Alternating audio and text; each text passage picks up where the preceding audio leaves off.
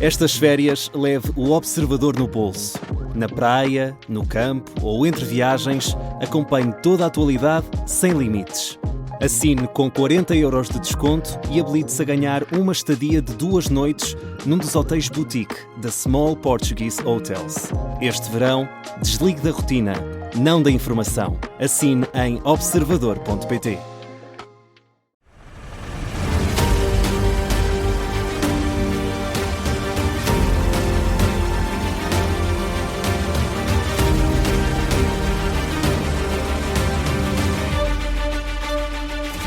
Ponto para o caso, na Rádio Observador, nesta semana em que enfrentamos um calor elevado em todo o país, vamos olhar para as condições, ou falta delas, de climatização nos centros de saúde. Em julho do ano passado, a Rádio Observador noticiou que, em Almada, os sistemas de ar condicionado nos centros de saúde daquela região estavam avariados, inoperacionais. Um ano depois, regressamos lá, precisamente nesta semana em que o calor se fez sentir com maior intensidade, com uma pergunta simples. Um ano depois, a situação resolveu-se ou não?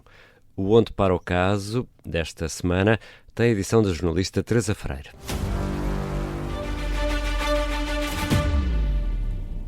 Há praticamente um ano, o Observador noticiou que no município de Almada os ares condicionados dos centros de saúde estavam avariados.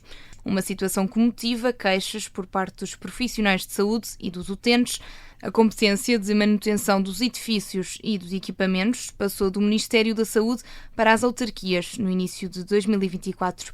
Perante esta situação em Almada, há um ano, a Rádio Observador contactou a vice-presidente da Câmara, Maria Teolinda Silveira, para tentar um esclarecimento sobre os problemas de climatização nos centros de saúde do concelho. A autarca, que detinha na altura as responsabilidades da área da saúde, anunciou que a Câmara ia lançar um concurso para resolver o problema. Temos neste momento um concurso lançado para a substituição de todos os AVACs. Se correr bem, terá um fim razoavelmente curto. Se tiver uma reclamação, um protesto ou outra coisa qualquer, é mais demorado. Agora, iniciamos esse caminho, está o concurso a ser lançado, há procedimentos relativamente a cada um dos centros nesse campo da climatização. Maria Teolinda Silveira, que em julho do ano passado não se comprometeu com prazos, mas avançou que todas as 14 unidades de saúde do município seriam incluídas neste concurso público. E Teresa, no fundo, já passaram 2 anos e meio desde a passagem de competências ou responsabilidades para as autarquias e agora 1 ano desde o anúncio que iria ser lançado o concurso para resolver este problema dos ares condicionados em Almada. 1 ano depois, o que é que sabemos? Tentámos contactar o município de Almada, mas por enquanto não obtivemos resposta. No entanto, conseguimos encontrar informações sobre o concurso público e sobre o contrato no site da autarquia. Ao contrário do que foi indicado, o concurso englobou apenas 4 unidades de saúde familiares e não as 14, como foi inicialmente indicado pela autarca. As candidaturas para o concurso decorreram até novembro do ano passado. A decisão da adjudicação só chegou no início de abril, já deste ano. O contrato foi assinado no dia 15 de maio deste ano e previa um prazo de execução de 60 dias, que está, por isso, prestes a terminar. E o prazo está a ser cumprido? A avaliar pelos testemunhos que recolhemos, não. Como referi, procurámos obter respostas junto da Câmara Municipal de Almada e também junto da Unidade Local de Saúde Almada Seixal. A ULS remeteu para a Câmara, que até ao momento ainda não nos respondeu. E Teresa, falaste com a Comissão de Utentes de Almada, que confirma que a situação ainda não foi resolvida. Sim, a porta-voz Luísa Ramos diz que o ar-condicionado destas unidades de saúde familiares continua por reparar e fala em falta de informação e planeamento. Do ano passado para este, a maioria dos problemas estão por resolver.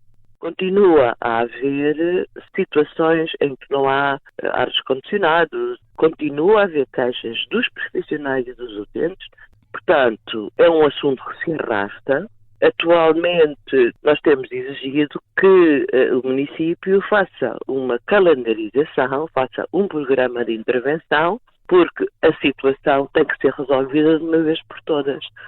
E, de facto, o que temos neste momento é a informação concreta de que não há ainda resposta a todas as necessidades da climatização dos centros de saúde. Luísa Ramos, que revela ainda que, para colmatar o problema do calor, muitas vezes os próprios profissionais de saúde levam ar-condicionados portáteis para os consultórios. Muitos dos ar-condicionados portáteis até eram os próprios médicos que levavam para os seus gabinetes.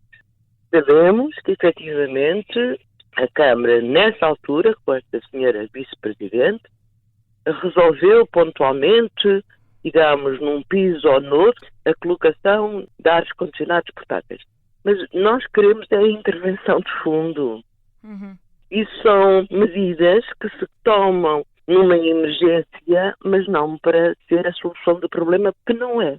Luísa Ramos, a porta-voz da Comissão de Utentes de Almada, a denunciar a falta de condições nos centros de saúde daquele concelho.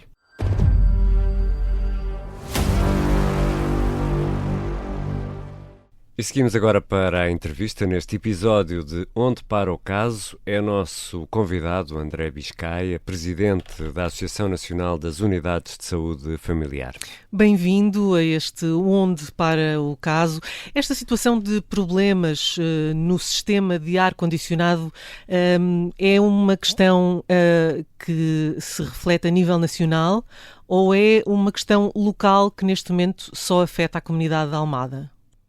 Antes de mais, boa tarde a todos. Obrigado pelo convite. É uma situação generalizada, infelizmente. É uma situação generalizada a nível do país e que se, após ano, apesar de a minha associação, a Associação Nacional do USF, fazer este levantamento todos os anos e disso avisar a tutela. O que é certo o levantamento aponta para quantas situações destas? É possível quantificar? 49% das USF, das unidades de saúde familiar ao nível do país, não têm uma climatização que considerem adequada. 49%. 49%. Portanto, é cerca de metade. E isto dentro também num quadro em que se considera que também mais de cerca de metade das USFs consideram que não têm instalações adequadas a nível dos gabinetes, a nível das salas de espera, e portanto tudo isto acaba por se agravar quando há realmente temperaturas mais extremas, quer de calor, quer de frio.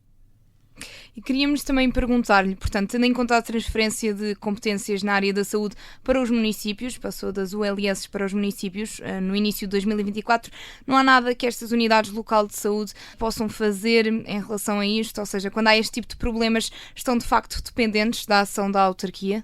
Sim, nós fizemos um comunicado sobre esta questão há dias atrás, e o que é certo é que houve várias unidades locais de saúde que fizeram o levantamento das condições térmicas das instalações ao nível dos cuidados de saúde primários. Portanto, é claro que esta, como eu disse, é uma situação que nós vamos avisando ano após ano. Uma grande fatia das unidades de saúde já passaram para as competências nesta parte das instalações, das amenidades, dos equipamentos, já passaram para o nível para as competências dos municípios. Ainda não todas, mas uma grande parte. E isto é da responsabilidade dos municípios. Mas há outras que ainda são do Ministério da Saúde. E, portanto, há aqui uma responsabilidade que é partilhada entre as unidades locais de saúde, o Ministério da Saúde, os organismos mais centrais e os municípios, o poder local.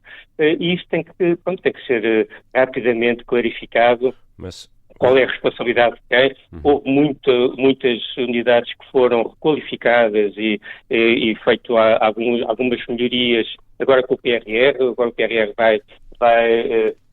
vai terminar e tem que saber se realmente essas qualificações, essas melhorias vão continuar. Aquilo que nós temos informação é que a grande parte destas obras não estão terminadas e que se vão ultrapassar um pouco o prazo. Em algumas situações vão continuar, o Estado Central vai continuar a assegurar essas obras, noutras, mas é uma situação que não está completamente clarificada, até de acordo com uma notícia que hoje está a correr. Realmente há cerca de 90 centros de saúde que estão em obras, mas que não vão cumprir possivelmente o prazo para o seu término, e tem que se clarificar como é que vai ser feito depois o investimento para a finalização destas obras.